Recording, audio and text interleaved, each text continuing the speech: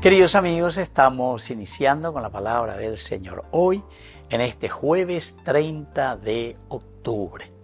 La palabra de Dios viene a nuestro encuentro a través de la carta del apóstol San Pablo a los cristianos de Roma. Estamos con el capítulo 8, versículos 31b al 39. Hermanos, si Dios está con nosotros, ¿quién estará contra nosotros? El que no escatimó a su propio Hijo, sino que lo entregó por todos nosotros, ¿no nos concederá con él toda clase de favores? ¿Quién podrá acusar a los elegidos de Dios? Dios es el que justifica. ¿Quién se atreverá a condenarlos? ¿Será acaso Jesucristo el que murió, más aún el que resucitó y está a la derecha de Dios e intercede por nosotros? ¿Quién podrá entonces separarnos del amor de Cristo? Las tribulaciones, las angustias, la persecución, el hambre, la desnudez, los peligros, la espada. Como dice la Escritura, por tu causa somos entregados continuamente a la muerte. Se los considera como ovejas destinados al matadero. Y así continúa, queridos amigos. Y por ahí y añadeina en esta reflexión el Señor se nos presenta a través de esta reflexión de Pablo casi gritando, como Pablo decía, ay de mí si no evangelizara, ay de mí si yo no grito, no exclamo, ay de mí si yo no les comento, no les digo, no les hago llegar esa gracia de Dios, la que yo también la recibí, porque al final de cuentas, Pablo upea de la igreina, porque él la experimentó en propia carne, en propia vida.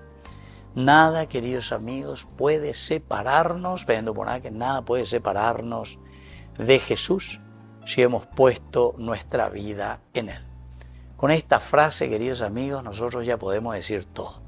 Aba bendiga tuya lleva, la ñane para, aba bendiga tuya ya poñan de rejela y bahía, aba bendiga tuya ñane monge lleva. ¿Por qué? Porque cuando uno pone la confianza en el Señor, quiere decir que uno sabe lo que quiere. Yaikua pona itereya lleva peñan de yara o yerurea hina ñande. Baisha bañande ya watata ñaina, baisha bañande lleva ya güero sapucaita, baisha bañande a villa ya pota. Peñan de yara umaite y muy cua eñande o ella cañande. En este camino de salvación, ¿quién puede hacerlo? ¿Quién nos separará? Y Pablo después comienza a poner y hacer algunas preguntas. Lo más importante, queridos amigos, es reconocer y darnos cuenta que nadie puede separarnos del amor de Dios. Por lo tanto, si nada nos aleja, lo que nosotros tenemos que hacer es verdaderamente aferrarnos a los principios del Señor, tener actitudes que el Señor nos regala y nos pide. Y si nosotros estamos afianzados en el Señor, entonces podemos gritar como Pablo, ¿quién podrá separarnos del amor y de la vida del Señor?